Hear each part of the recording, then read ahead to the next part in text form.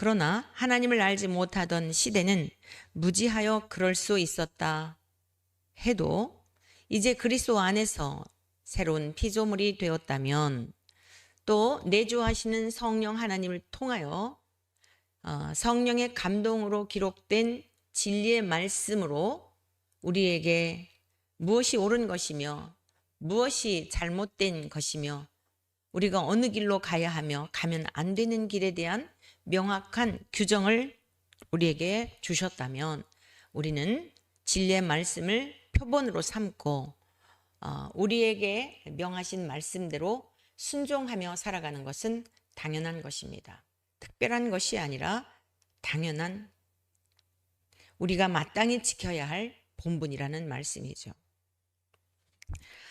자, 그리스도 안에서 우리가 이제 새로운 피조물이 되었습니다. 그렇다면 어떠한 삶을 살아야 하는지, 또 이 시대에 매우 심각한 문제로 대두되고 있는 그러한 동성애 문제, 이러한 것을 왜 허용하면 안 되는지, 이미 1세기 때 사도 바울을 통하여 이러한 내용들에 대해서도 명확하게 성령의 감동하심으로 방향을 제시하고 있음을 알 수 있습니다.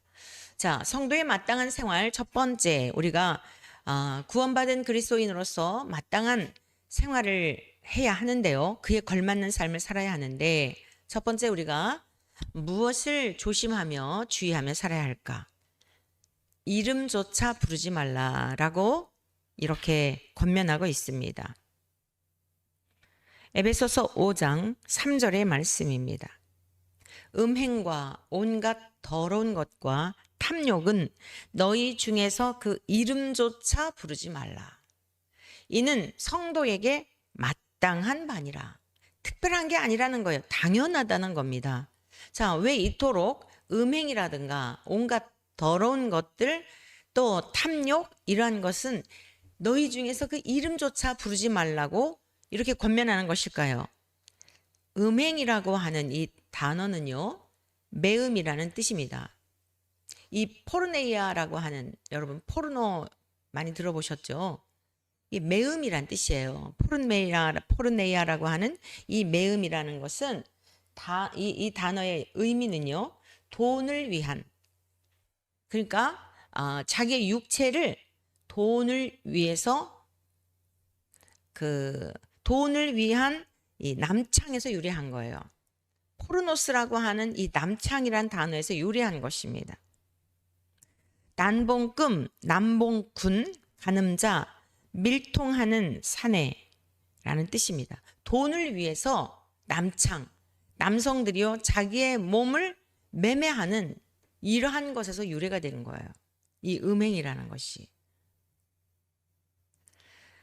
또 상징적인 의미로는 우상 숭배입니다. 이 음행이라고 하는 것은 이 상징적인 의미로 쓰일 때는 우상 숭배라는 거예요. 자기의 자기애 있죠. 나를 사랑하는 그 자기애의 극에 달한 이 행위가 바로 이러한 그 음행이라는 것입니다. 바울이 이 편지를 쓰고 있던 당시에 이교도의 예식 가운데요, 이러한 일들을 행하는 일들이 있었습니다. 그래서 이러한 것들, 그것이 어떤 그 종교적 행위인 것 같지만 아주 더러운 것이라는 거예요. 인간의 탐욕을 위한 것, 이러한 그 발로에서 시작되는 것이기 때문에 우상 숭배로 이렇게 지적을 하면서 진정 예수 그리스도와 거룩하신 주님과 연합이 된 성도라면 그 이름조차 부르지 말라. 이렇게 권면하고 있습니다. 자, 그렇다면 성도는 어떤 사람이죠? 에베소서 1장 23절, 2장 22절 우리가 다 지나왔던 말씀들인데 다시 한번 상고해 보도록 하겠습니다. 교회는 그의 몸이니. 네, 저와 여러분들은 주님이 거처하시는 성전인 걸 잊으시면 안 됩니다. 너희도 성령 안에서 하나님이 거하실 처소가 되기 위하여 그리스도 예수 안에서 함께 지어져 가느니라. 저와 여러분들은 예수 그리스도의 영이 거하시는 하나님의 영, 예수 그리스도의 영, 성령님께서 함께 우리와 함께 연합이 되어 거주하시는 성전이라는 거예요. 그래서 이 교회는 그의 몸이니 만물 안에서 만물을 충만하게 하시는 이의 충만함이니라. 이 세상의 것을 가지고서는요, 우리가 육체의 쾌락과 일락이라고 하는 건 잠시 잠깐 짧은 순간뿐이지, 하나님께서 에덴 동산에서 하나님으로 인하여 아담이 참된 만족을 느끼고 참된 기쁨을 누리며 그 온전한 상태에 살도록 창조하셨던 그 본래적 형상, 잃어버린 형상은 이런 육체적인 쾌락이나 이런 걸 추구해서 채울 수가 없다는 것입니다. 오직 예수 그리스도를 통해서만 우리가 다시 이러한 것들이 채워지게 되고, 예수 그리스도 안에서 위로부터 부어주시는 하나님의 은혜로 말미암아 참된 만족과 기쁨을 누리며 살아갈 수 있기 때문에, 이런 음행이라고 하는 것, 더러운 것, 그 이름조차도 부르지 말고 거룩한 백성답게 살아야 할 것을 권면하고 있습니다. 고린도전서 6장 9절에서 11절의 말씀을 살펴보겠는데요. 우리가 그리스도 예수 안에서 함께 지어져 가고 있다는 것을 잊으시면 안 돼요. 자, 무슨 뜻이냐? 아, 나 예수님 믿어. 예수님 믿으면 다 천국에 간다면서. 뭐 이 믿음만 있으면 된다며. 뭐 돈으로도 못 가요. 힘으로도 못 가요. 뭐 예뻐도 못 가요. 우리 주일학교 다닐 때 자주 불렀던 그 찬양 있잖아요. 돈으로도 못 가요. 하나님 나라. 믿음으로 가는 나라, 하나님 나라. 우리 찬양 불렀었죠. 주의해야 해요. 믿음으로 가는 것은 사실이에요. 그러나 하나님 나라를 이야기할 때 현재적이며 미래적이다 그랬잖아요. 우리가 예수 그리스도를 믿음으로 말미암아 영생을 얻었어요. 하나님께서 우리에게 선물로 주신 거예요. 무엇을요? 영생을요. 그 영생이란 하나님을 아는 것, 유일하신 하나님을 아는 것과 하나님이 보내신 예수 그리스도를 우리의 전 존재적으로, 인격적으로 알게 되는 거예요. 그게 연합의 상태예요. 그러면 하나님이 어떤 분인지를 안다면 거룩하신 걸 좋아하시거든요. 죄를 아주 미워하세요. 더러운 거 아주 싫어하세요. 하나님은 우리들과 다른 신이시기 때문에 온전하세요. 그 하나님의 영과 우리가 결합이 되었는데 어떻게 여전히 옛생활, 누추한 것, 더러운 것, 이전에 살았던 그 삶의 상태에 빠져서 살 수가 있을까요? 그리할 수 없다는 거예요. 그래서 하나님 나라를 우리가 믿음으로 가는 것은 사실이지만 계속 그리스도 안에서 지어져 가야 되는 거예요. 두렵고 떨림으로 구원을 이루어 가야 되는 거예요. 아니, 이끌어 가세요. 우리 안에 계신 성령님이. 자, 고린도전서 6장 9절에서 11절의 말씀은 어떤 말씀인가 하면 하나님 나라를 유업으로 잊지 못할 자들에 대한 내용이에요. 9절, 불의한 자가 하나님의 나라를 유업으로 받지 못할 줄을 알지 못하느냐? 네, 하나님 앞에 의롭다 인정을 받지 못한, 여전히 불법한 중에 있고 불경건한 중에 있고 불의한 중에 있는 자가 어떻게 하나님 나라를 유업으로 있겠습니까? 그가 아무리 나는 예수님을 믿으니까 천국 갈 거야 라고 하지만 천국의 주인이신 하나님이 와라 하고 인정해 주셔야 가는 거지, 내가 복음이 되어서는 안 돼요. 우리는 불의한 자가 아니라 예수 그리스도의 은혜로 의롭다 인정함을 받은 거예요. 인쳐 주신 거예요. 그게 의인의 개념이죠. 그래서 하나님 나라를 유업으로 받는데, 이러한 은혜를 입지 못한 불의한 자들은 하나님 나라를 유업으로 이룰 수가 없어요. 수십 년 교회를 다녔다 해도, 목사의 직을 감당하고 있다 해도 예외가 아니죠. 미혹을 받지 말라. 음행하는 자나 우상 숭배하는 자나 간음하는 자나 탐색하는 자나 남색하는 자나. 여러분, 남색이 뭔지 아시죠? 이게 다 동성애자들을 칭하는 겁니다. 하나님 나라 유업 못 얻어요. 천국에 못 간다고요. 목회자들이 이걸 가르쳐 줘야지요. 그러니까 정말 뼈를 깎는 그런 씨름을 해야지요. 죄와 싸우기까지 하되 피 흘리기까지 믿음의 선진들은 싸웠거든요. 그런데 목사들이 앞장서서 아니야, 괜찮아, 너는 성향적으로 그렇게 태어난 거야. 이거는 살인자예요. 동성애를 옹호하면서 목사의 이름으로, 다른 사람들은 몰라서 그럴 수 있어요. 그런데 적어도 목사가 동성애 죄 아니야. 너희들은 태어날 때부터 그렇게 하나님이 창조하신 거야. 라고 가르치는 이들은 살인자들입니다. 이 육신의 몸을 앗아가는 것도 이건 뭐 기가 막힌 거죠. 그런데 영혼을 영원한 지옥 불못에 파멸시키도록 소경된 인도자, 이들은 더 중한 하나님 앞에 벌을 받게 될 것이에요. 10절, 도적이나 탐욕을 부리는 자나 술 취하는 자나 모욕하는 자나 속여 빼앗는 자들은 하나님의 나라를 유업으로 받지 못하리라. 자, 우리가 작게 여기는 것들 있지 않을까요? 술 취하는 거, 남의 거 도적질하는 거, 갚아주면 되잖아, 이럴 수 있잖아요. 탐욕을 부리는 자나, 어떻게 인간이 욕심을 부리지 않고 살 수 있어? 합리화할 수 있죠?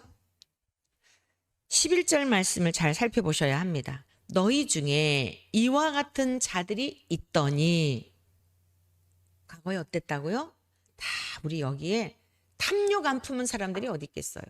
탐욕도 작은 일이 아닙니다. 회개하지 않으면 하나님 나라 못 가요. 탐욕도, 도적질하는 것도, 속여 빼앗은 거, 여러분 심지어 술 취한 거, 이거 다 하나님 나라 못 간다고, 유업으로 받지 못한다는 거예요. 우리가 너무 하나님의 말씀을 가볍게 여기기 까닭에 내가 듣기에 편안한 거, 지키기에 부담 없는 거, 이런 것들만 취하다가는 큰일 납니다. 자, 11절이 우리가 참 소망의 말씀이죠. 너희 중에 이와 같은 자들이 있더니 주 예수 그리스도의 이름과 우리 하나님의 성령 안에서 씻음과 거룩함과 의롭다 하심을 받았느니라.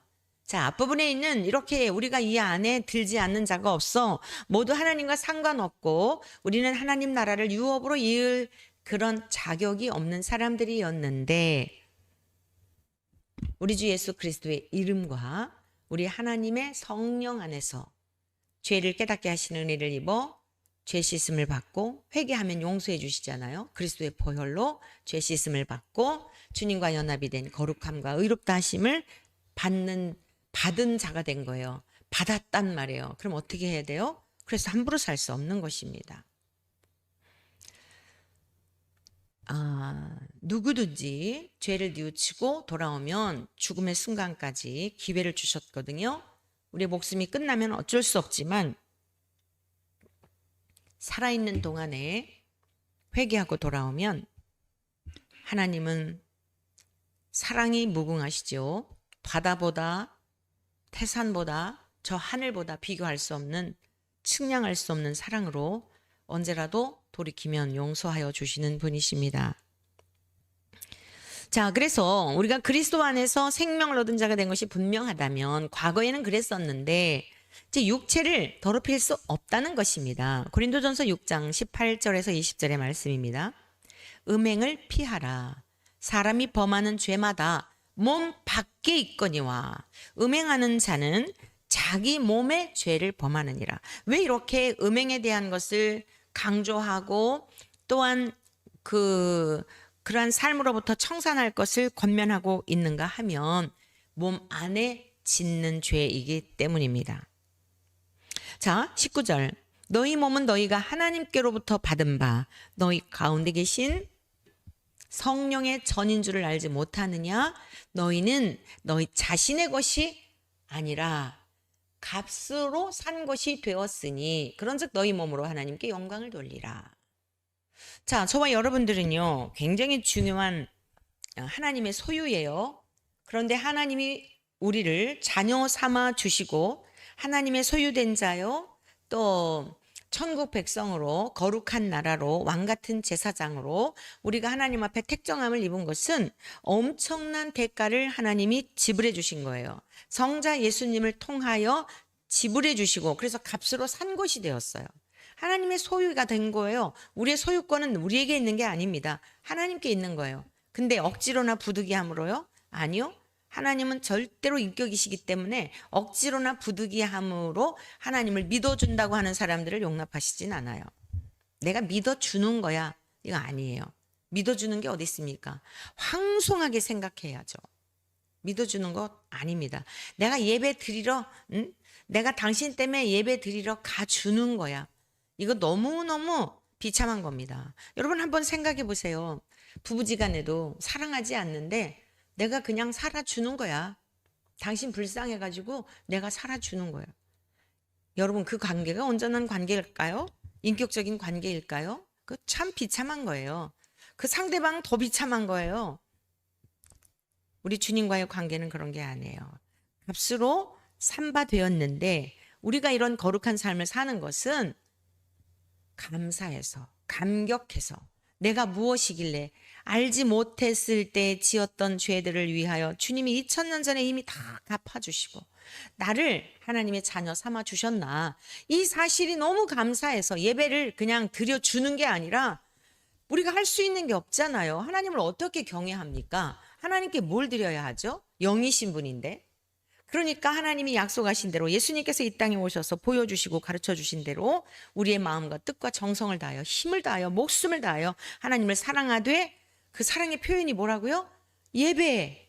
하나님 앞에 감격하며 예배를 드리는 거예요. 그래 경배 찬송 드리고 신앙의 고백 드리고 하나님의 말씀을 듣고 그게 뭐죠?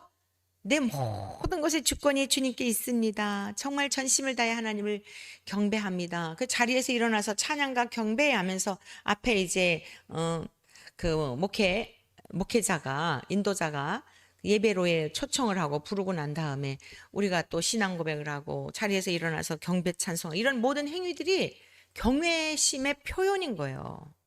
그럼 하나님이 또 그걸 받으시고 기뻐하시면서 우리가 한 거라고 하는 건 뭐죠? 그저 일주일 동안은 나를 위해 살다가 한날 주일에 나와서 예배를 드리고 뭐 그거 우리가 또 드리면 얼마나 드릴까요? 그래서 주님께 드릴 게 없어 그 가진 것 작은 것이지만 전심으로 하나님께 드릴 때 그걸 보시고 또 기뻐하시며 거저 돌려 보내지 않으시고 예배를 통해 말씀을 통해 은혜를 주시고 위로해 주시고 힘을 주시고 다시 또 한 주간 세상에 살도록 이렇게 인도해 주시는 거 아니겠습니까?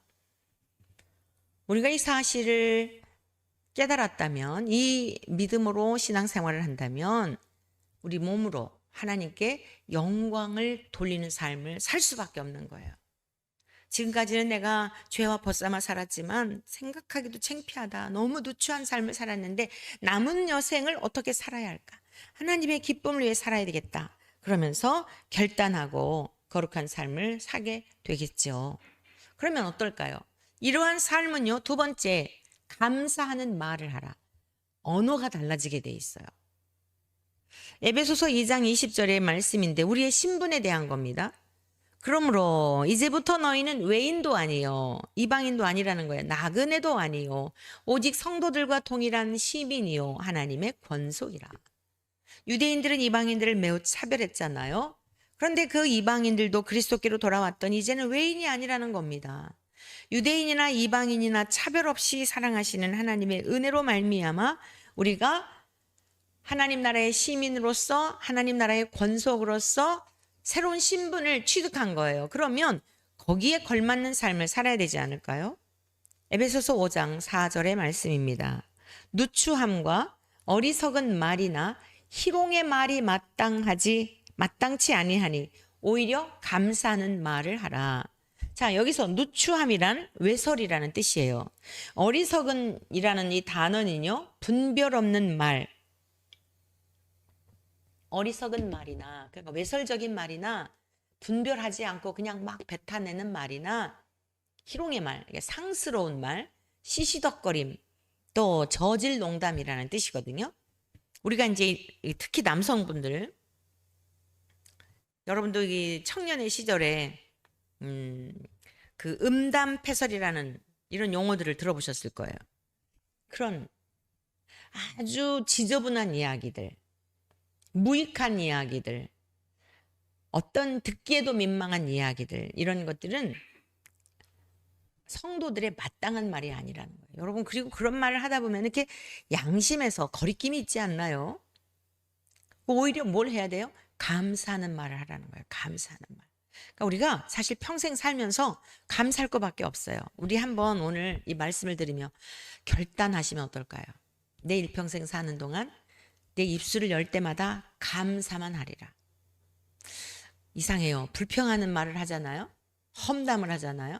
그러면 이 마음에 독이 서려요. 국회의원 누구 뭐 마음에 안 들어가지고 막 이러잖아요. 그러면 누구의 영혼이 피폐해지냐면 그분들은 우리가 뒤에서 뒷담하는 거 모르잖아요. 우리의 영혼이 피폐해지는 거예요. 그럼 그 사람들은 어떻게 될까요?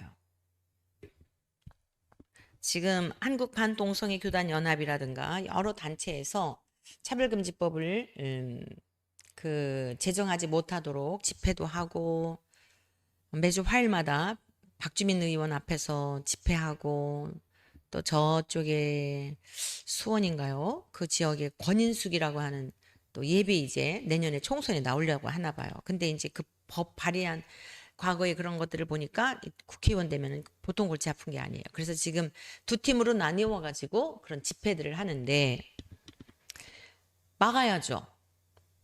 너희들은 목회만 해. 너희들은 교회에서 성경만 가르쳐. 여러분 나라가 있고 교회가 있는 거예요. 나라가 무너졌는데 어디 교회가 있죠? 공산국가 보세요. 그들이 겉으로 볼 때는 종교의 자유를 준 것 같지만요. 다 이용하는 겁니다. 근본에 알게 되었는데 우리 쿠바에서 선교하시는 선교사님 네 분이 영주권이 취소됐다 그래요. 추방시키려는 거죠. 여러분 겉으로 볼 때는 자기들의 자국의 유익이 있을 것 같으면은 경제적으로 어려우니까 그러지만은요. 단물 다 빼먹고 그리고서는 중국에서 여러분 이전에 그런 거 보지 않았어요? 기업들 막 다 이렇게 거기다 공장 지어놓고 했는데 추방시켜버리면 누구가 되는 거예요, 그거? 이렇게 사악해요. 이것이 인간들의 악함입니다. 모든 인간도 예외가 없어요. 우리가 그리스도인으로 산다. 주의 종으로서 말씀한 정교를 분리해서 정치나 종교를 분리해가지고 교회 안에서만 해라. 우리나라의 독립투사들 여러분 대다수가 그리스도인이었던 거 아시죠? 죄에 대해서는 침묵하면 안 돼요. 결탁해서도 안 돼요. 문제가 뭐냐면 문제가 뭐예요?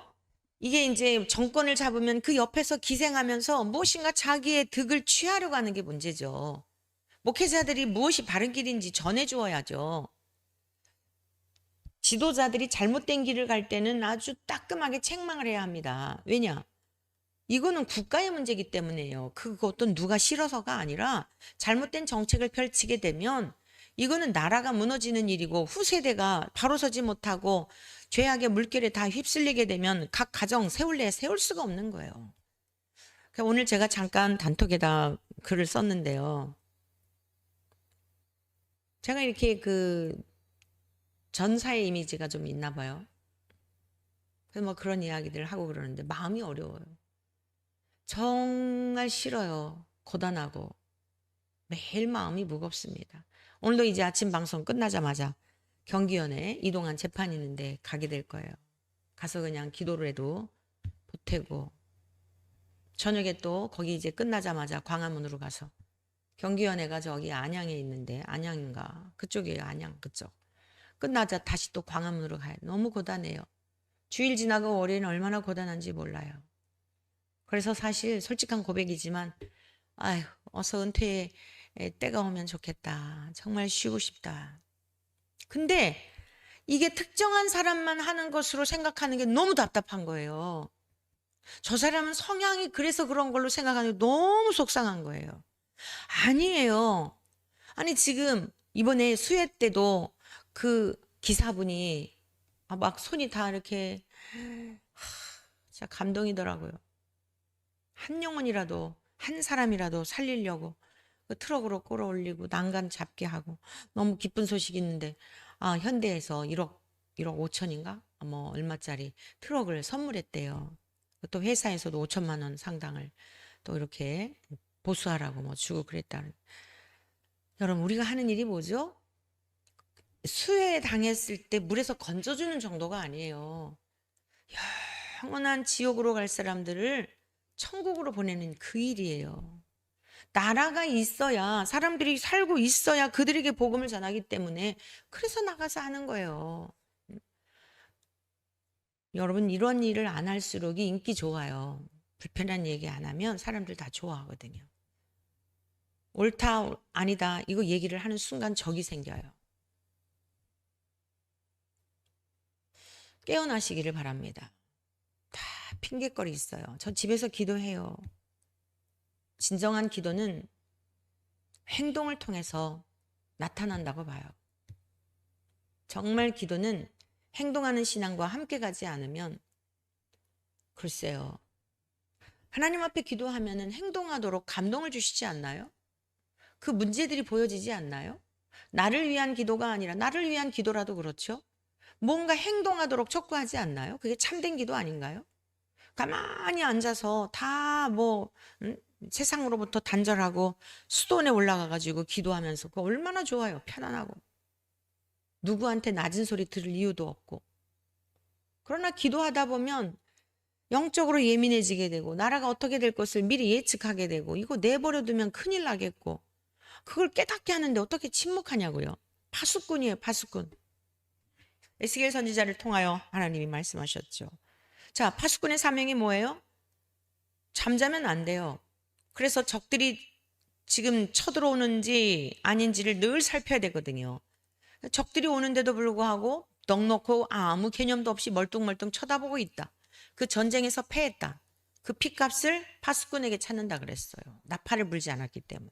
그런데 여러분 적들이 쳐들어옵니다. 모두 일어나십시오. 전투 준비하면서 막 외쳤어요. 근데 사람들이 에이 무슨 이 좋은 날에 전쟁이 일어나 하고 넋놓고 있다가 그 전쟁에서 패전했어요. 그 죄의 값은 자기에게로 돌아간다 그랬어요.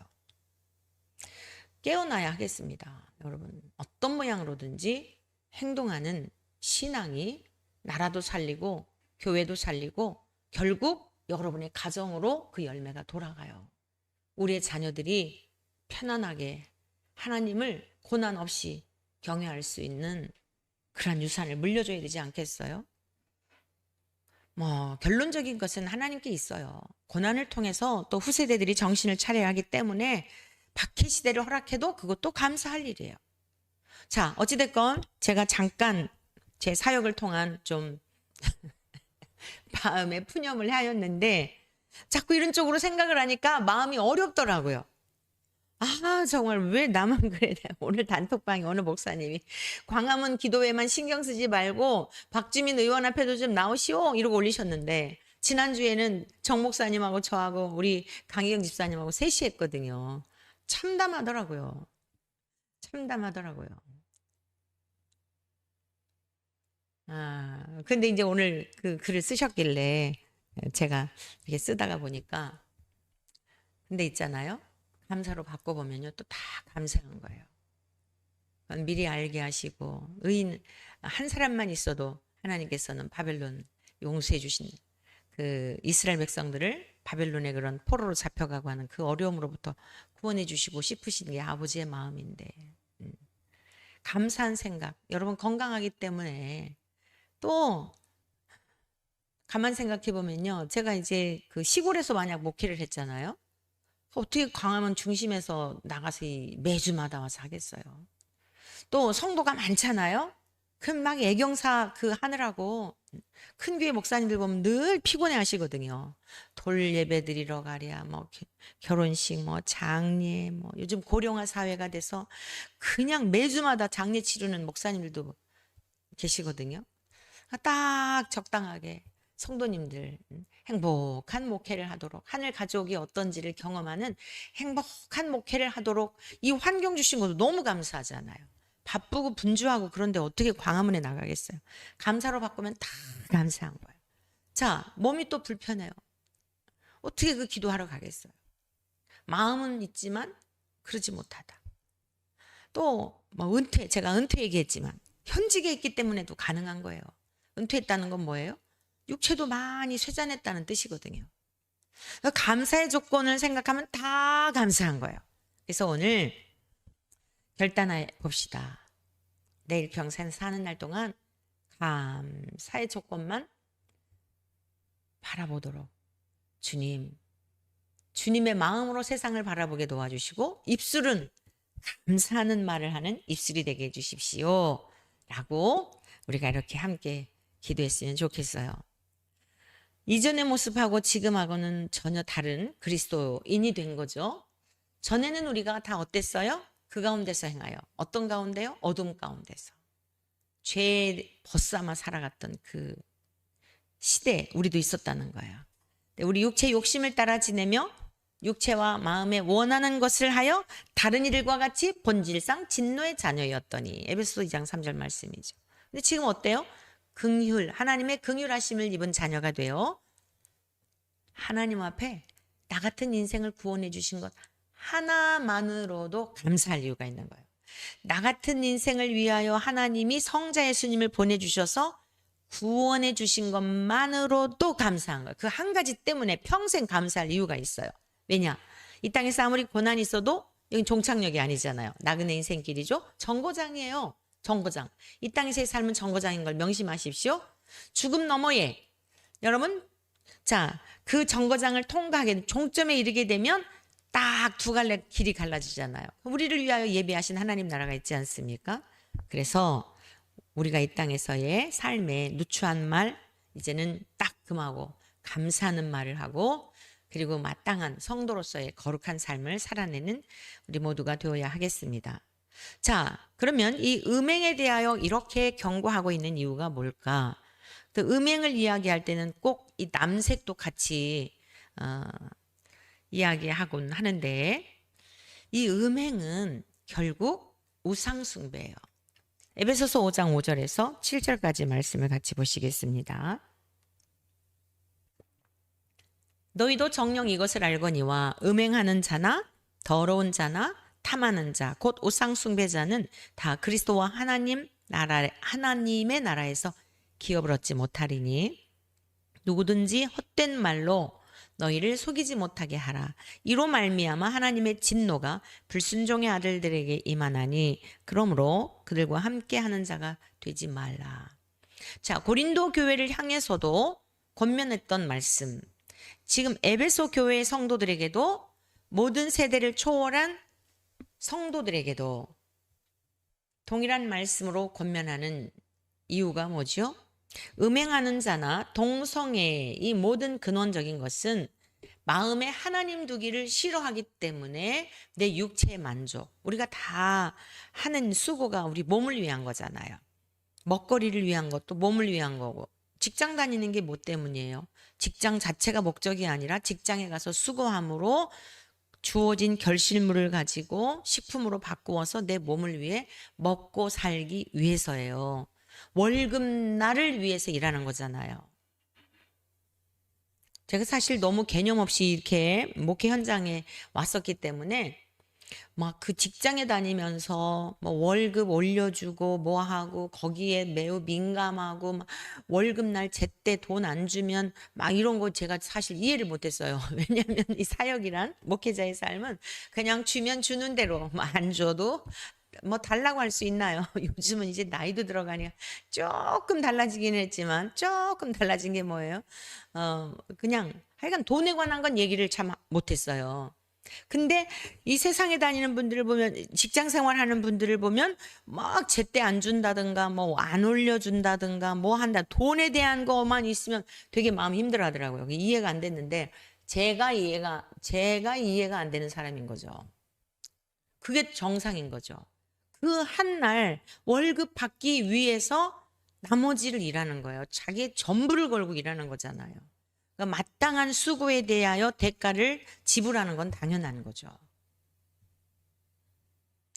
그런데 결국 이 음행의 문제, 동성애의 문제, 육체에 관한 쾌락의 문제는 그런 돈을 벌어서 먹고 살고 우리의 몸을 위하고 의식주의 문제 해결하고 하는 건 기본적인 건데 그건 선한 거예요. 악한 게 아닙니다. 신성한 그 다 노동을 통해서 가족들, 자녀들을 가장의 가족을 돌보고 자녀들 교육을 시키고 근데 문제가 뭐가 문제냐? 그게 문제가 아니라 육체의 쾌락을 위해서 음행을 위해서 지나치다 못해 이 육체의 쾌락을 정상적인 것을 벗어나서 동성애까지 가는 이 모든 것은 뿌리가 마음에 하나님 두기를 싫어하고 내 만족을 위한 자기애의 극단인 거예요. 그래서 이렇게 경계하고 있는 겁니다. 우상숭배는 하나님이 가장 싫어하는 거잖아요. 나 외에 다른 신들을 내게 두지 말라. 너를 위하여. 우상은요, 자기를 위해서 두는 거예요. 자, 그래서 음행하는 자나 더러운 자나 탐하는 자 곧 우상숭배자는 다 그리스도와 하나님의 나라에서 기업을 얻지 못하는 거예요. 우리가 태어날 때부터 자기에 빠져 태어났는데 어떻게 그리스도와 한 몸으로 연합이 되지 않은 상태에서 그 나라를 유업으로 얻겠어요? 우리가 예수님을 믿으니까 하나님 나라에 갈 거야. 하나님 나라를 유업으로 얻을 거야. 하나님 나라의 상속자야라고 하는 자기 확신이 있어도 그 확신이 있다면 열매가 있어야 될 거 아니에요. 거룩하게 내 몸을 지켜야 될 거 아니겠습니까? 그래서 누구든지 헛된 말로 너희를 속이지 못하게 하라는 거예요. 속이는 일이 있다는 거죠. 지금 그 현상이 일어나고 있는 거 아니겠어요? 그래서 이 어느 시대나 타락의 1차적인 문제는, 제가 보는 1차적인 문제는 지도자들의 문제라고 봐요. 1차적인 문제는 지도자들이에요. 제대로 가르치지 않기 때문에. 구약에서도 거짓 선지자들이 있었죠.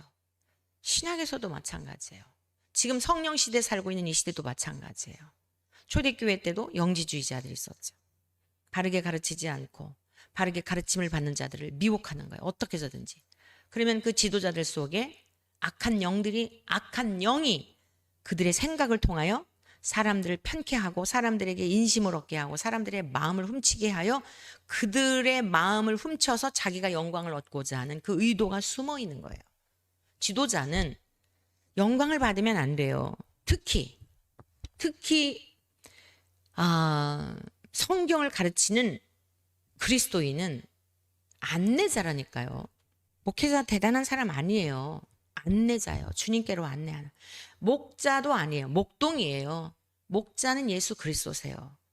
성경에 기록된 말씀대로 목자장이신 주님께서 말씀하신 대로 그 원리를 양떼들에게, 양도 자기의 양이 아니에요. 주님의 양이에요. 예수 그리스도의 피값으로 산 양입니다.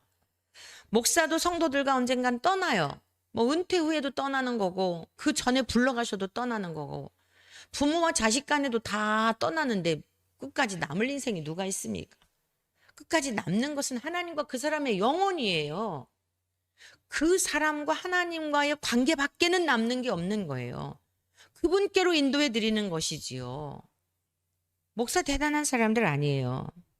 그런데 성도님들은 세상에서 수혜를 당했을 때 건져준 것만도 너무너무 고마워서 그러는데 나를 진리 가운데로 인도해 주는 그러한 주의 종 가르치는 자들을 매나 존경하라고 했어요. 주의 종들의 입장은 그런 마음을 가져야 되고 존경하지 않는데 또 뭘 배우겠어요. 신실한 하나님의 말씀으로 우리를 저렇게 잘 가르쳐 주려고 애를 쓰는 여러분들의 목회자, 섬기는 목회자, 가르침을 받는 그런 분들을 근심시키지 말고 매나 존경하라고 히브리서에 말씀하고 있습니다. 그리고 때를 따라서 열매를 내어야 그 가르치는 자들이 기쁨을 얻고 보람을 얻으며 그 보람이 곧 누구의 것이에요? 그 주의 종 안에 내주하시는 주님이 또 기쁨을 얻는 거예요. 그 부르심에 합당한 삶을 사는 모습을 보며 또 하나님이 영광을 받으시는 거예요. 그래서 주의 종들의 자세는 나는 안내자에 불과하다. 주님께로 안내하는 여행지에 가서 가이더들이 있잖아요. 이리 오세요. 이리 가면 안 됩니다. 자, 깃발을 들고 모이세요. 그러잖아요. 해외여행 가면. 그런 역할을 하는 거고 성도님들은 잘 따라와야 돼요. 주의 종들이 그냥 안내자다. 이래서 그럴 분들은 안 계시지만 여러분 섬기는 교회의 목사님들을 먼저는 잘 만나야 돼요. 진리 가운데 있는 좋은 안내자를 만나는 거예요. 우리 후손들을 위해서도 그 기도 드려야 돼요.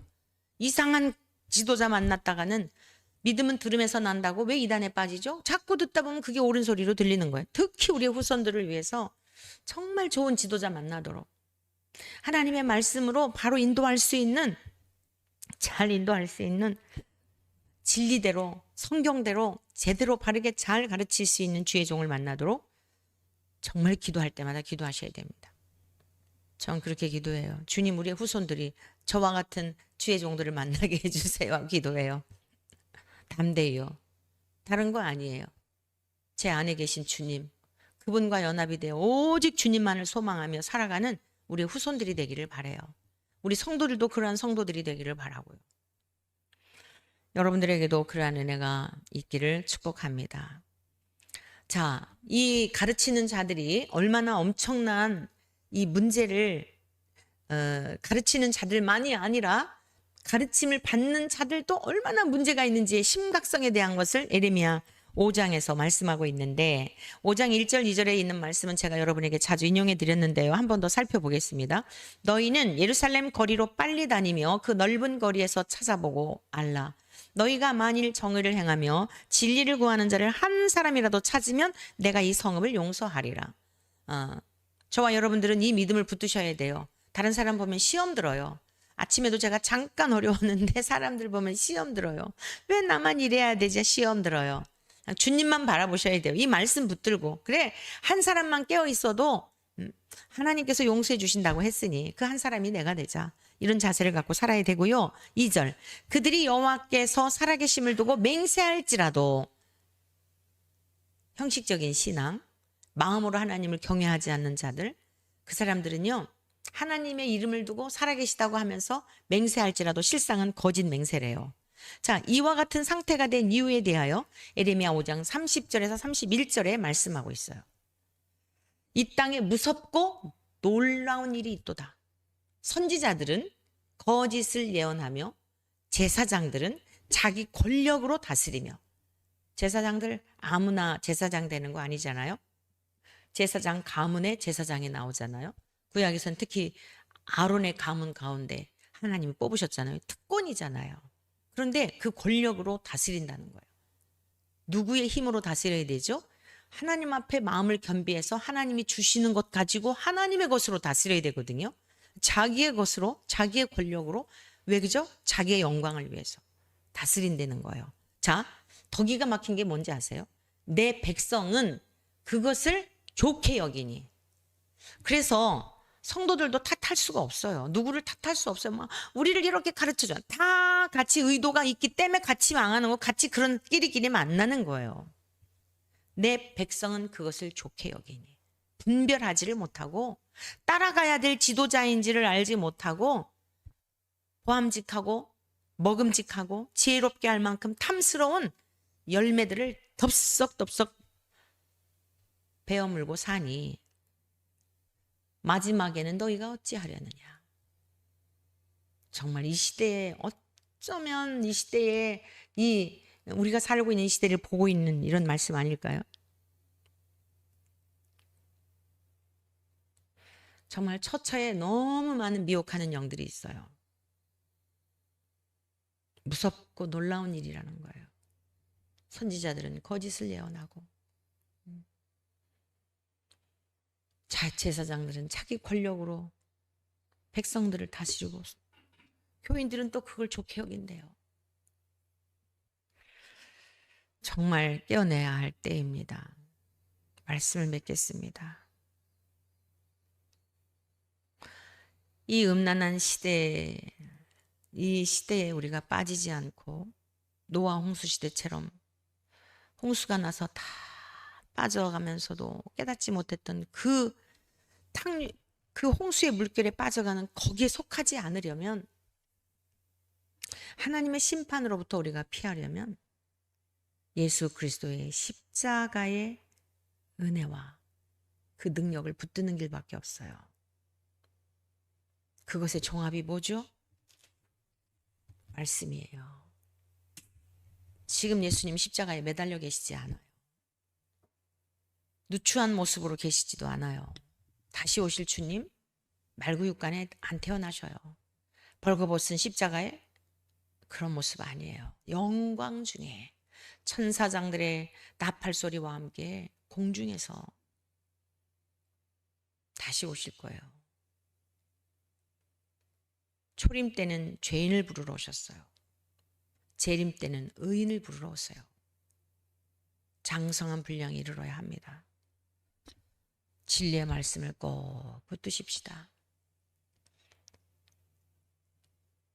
여러분들도 이렇게 이 말씀 들음으로만 끝나지 마시고 정말 말씀이 꿀송이처럼 달도록 늘 일상에서 주님과 동행하며 살도록 주야로 주의 말씀을 묵상하고 주님과 교제하면서 내 사랑아, 온순아, 아무개야, 에덴 동산에서 아담을 부르셨던 하나님, 아담아, 네. 여러분 이게 예수님 오신 목적이에요. 그 관계를 회복해 주시려는 거예요. 그 무슨 막 신비주의에 빠져서 그런 게 아니에요.